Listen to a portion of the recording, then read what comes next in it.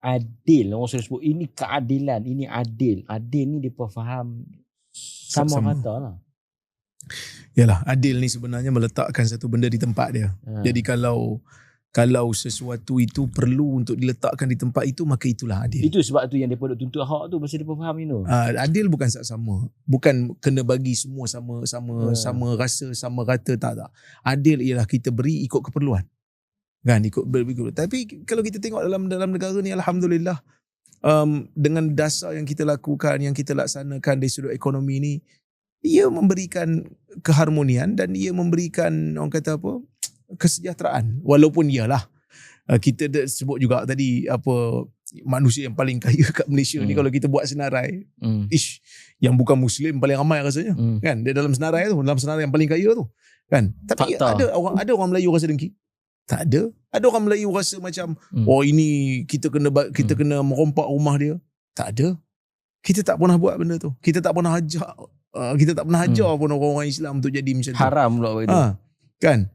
Cuma kita minta supaya dasar penghormatan itu kena ada daripada golongan yang minoriti kepada golongan yang asal, yang menjadi, orang kata apa, tuan rumah, yang menjadi orang kata apa, tuan tanah di negara ini. Kalau yang terpaksa membayar dan yang mendapat bayaran tu adil. Kan? Terus Zami pakar benda ni. Adakah adil tu? Yang tu kalau yang dapat bayaran tu memang tapi dia akan rasa adil. Itu diputuskan di mahkamah, jadi adil lah. Cuma tu Datuk dan Ustaz Mat, kalau kita tengok golongan-golongan ni sebahagian yang kadang-kadang duk menjerit-menjerit ni kan, nakkan itu, nakkan ini untuk mengatakan, bercakap tentang isu Melayu itu adalah racism dan sebagainya. Tapi kalau dia orang ni pergi ke UK, pergi ke US, cakap orang putih pula. Oh, orang putih. Sekolah pun sekolah orang putih. Kan nama pun tukar nama orang putih. Nak tidur orang makan cheese. Kan? Nak tidur. Jadi itu yang kadang-kadang nama kita tengok, nama dia bukan nama orang putih. Tiba-tiba bila tengok dah jadi Anthony. Kan? Lepas tu dah jadi Elizabeth. Nama asal dan kat pengenalan tak macam tu.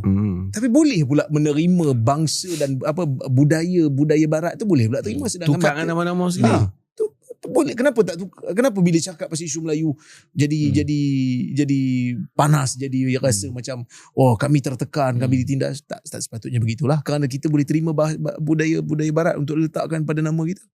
Kan, ini saya tak tuju pada mana-mana orang, tapi ada sebahagian orang yang duduk dalam negara ni tapi bernama dengan nama-nama barat. Kan, bukan sedikit. Awak tak buat nama kaum dia, mengikut kaum dia. Kan?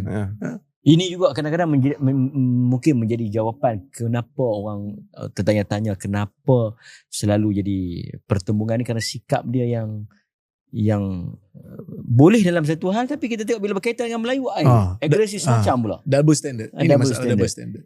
Tapi tak semualah ada yang okey. Betul. Kita ada siapa? YB Steven Sim yang bagus kan antaranya. Saya itu dia sahabat saya bagus. Dan sebab tu kita kata tadi, bukan soal Cina tu, bukan soal India sikap tu. Tapi soal sikap sebahagian yang terlalu bising sampai kita dengar suara dia je. Ada yang bagus, kita tak nafi, ada yang bagus. Alhamdulillah. YB Steven tu puisi Melayu orang pandai. Ada kita profesor dulu yang pandai bola sepak apa? Kita ada Lim Siu Tin yang juga Kuki Kim. Semua ni kita dihormati. Ya. Mendiang Kuki Kim kan.